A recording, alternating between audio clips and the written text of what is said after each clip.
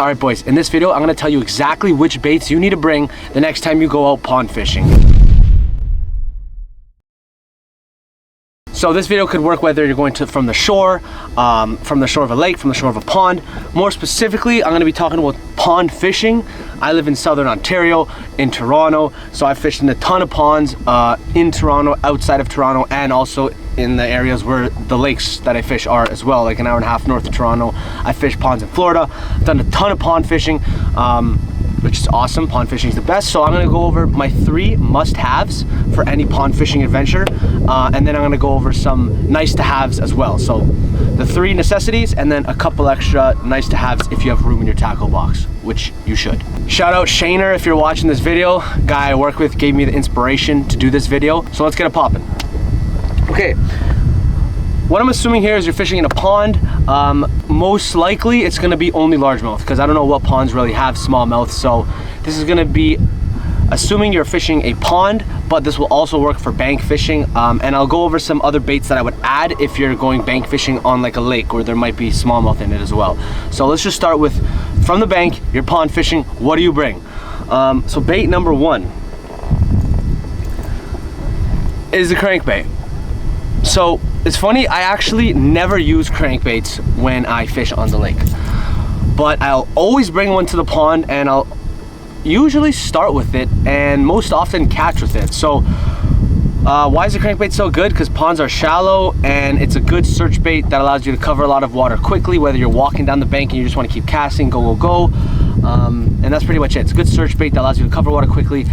A square build crankbait. You want to get a square build crankbait because these guys run shallow. The pond you're fishing is most likely weedy, most likely shallow, so you're not going to get hung up with weeds too much. You can reel it slower if you don't want it to dig as deep.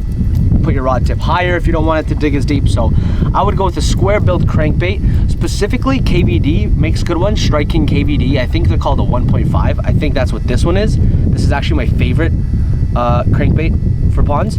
This white color. So any square build crankbait in the smaller size. They have some sizes that are a bit bigger, like this.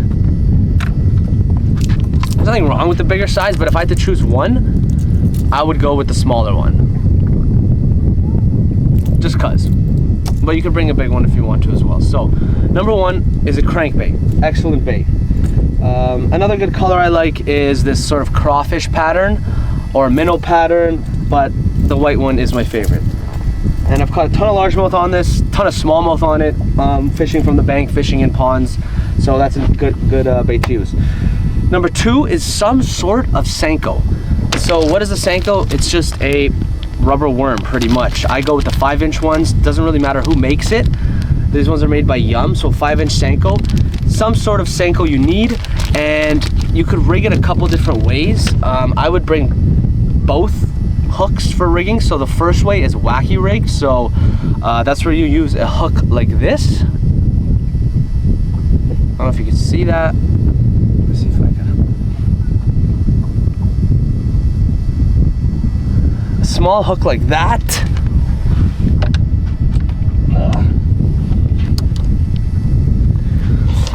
This is what it looks like when it's wacky rig. So you just hook it right through the middle like that. That's one way of rigging it. That's probably my favorite way of rigging it. And what you do with it is pretty much just cast it out, you let it hit the water, and you let it sink slowly, and that's it. You don't do nothing. You don't even jig it. You don't do nothing. It hits the ground, and you just leave it there, and you just feel every now and then. Is there a fish on it? No. Is there a fish on it? No. Okay, let me make another cast. That's it. You don't work it at all. I can get into how to work this bait later, but that's it. A Senko. Bring a hook like this for wacky rigging, and I would also bring a Texas rig hook so you could rig it weedless. So this is what a Texas rigged worm hook looks like.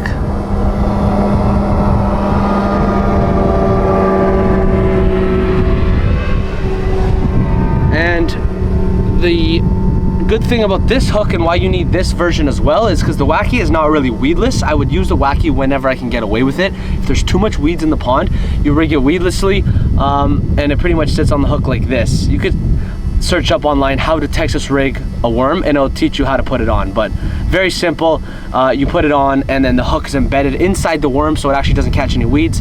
And that's what you do if the pond's too weedy, or else you're fine to just use the wacky.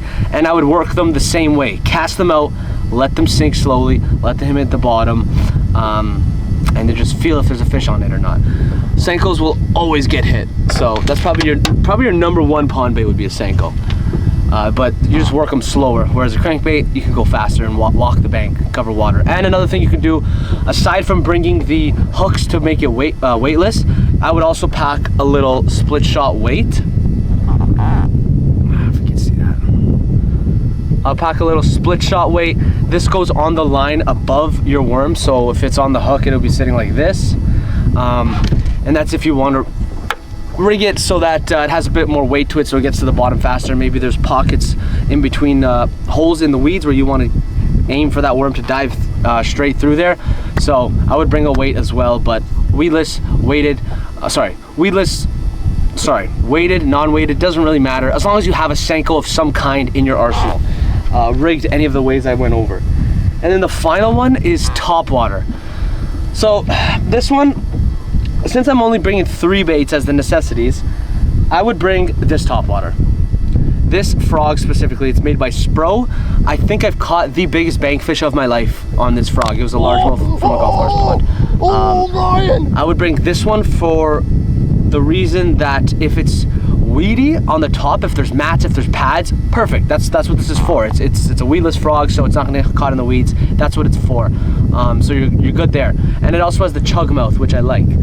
If it's not weedy and it's more open water where you would want a popper style bait with a chug mouth, then boom, you have it in this frog. So ideally I would bring a normal weedless frog and a separate popper. But if I had to choose one bait, it would be the popper frog, because it's the best of both worlds. You work it in open water, you can work it through weeds. It's an absolute killer bait on the pond, on the lake, wherever. This is an amazing bait. So those are my 3 baits. Frog, popper frog specifically, popper frog, Senko, and crankbait. These, from what I've experienced in my life, if I could go to any pond with those 3 baits, I'm comfortable. I'm not stressed, I'm not worried about nothing. I can cover everything. It's deep the pond, I have the weight on the Senko to get down to the bottom.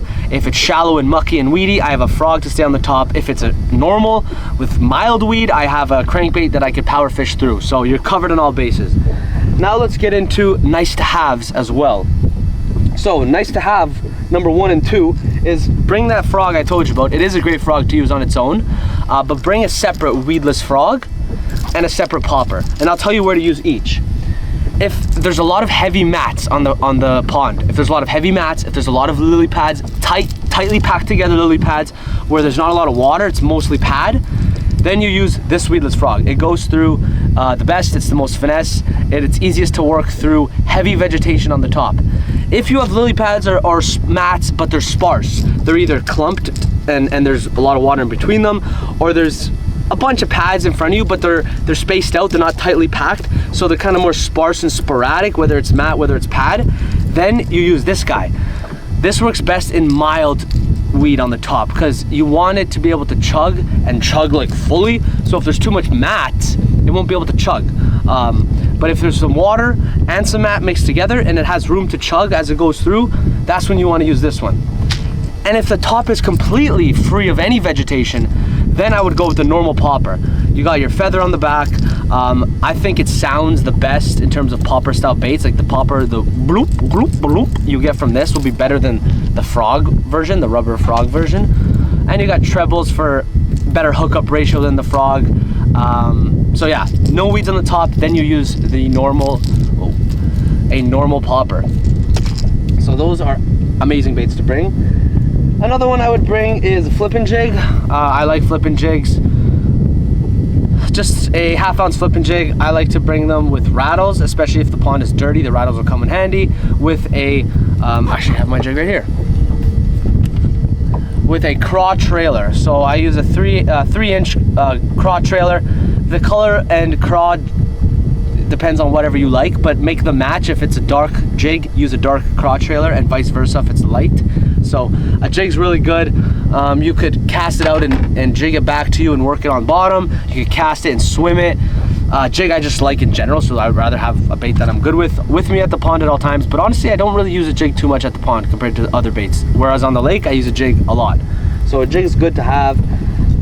This one's a bit more niche. You'll probably rarely use it.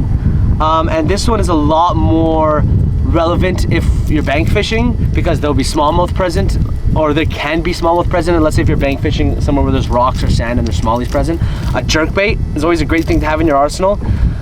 In a pond, I wouldn't use it as much because there's probably a lot of weeds and it's shallow and you can't really use the jerkbait as well. I just use it more for smallies. I find largies, I can catch them better on other things, but you can always catch a largemouth on a jerkbait. But this is more if you're fishing from the bank of a lake.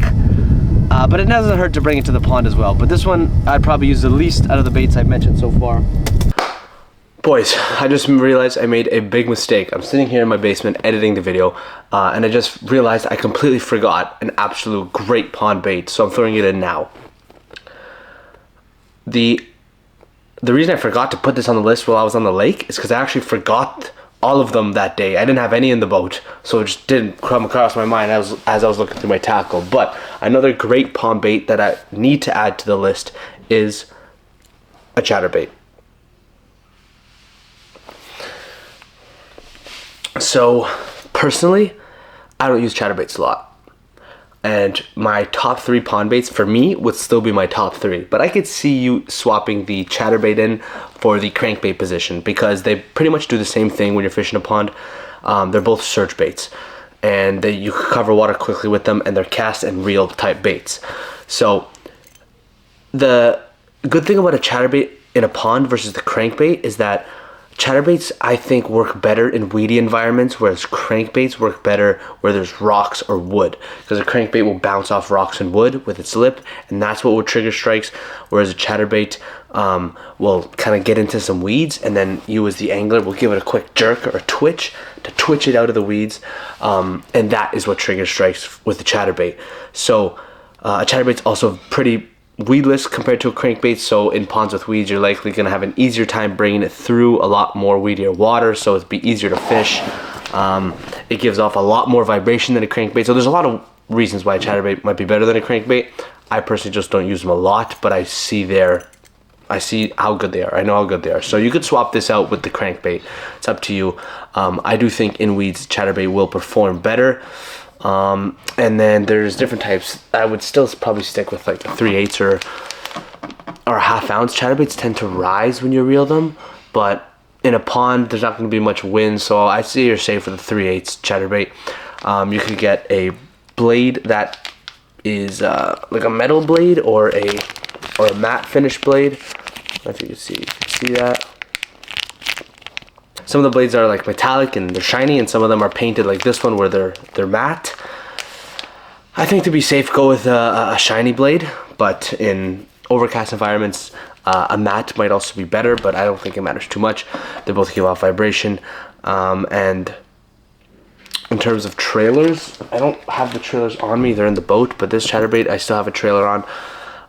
You could go with a paddle tail trailer.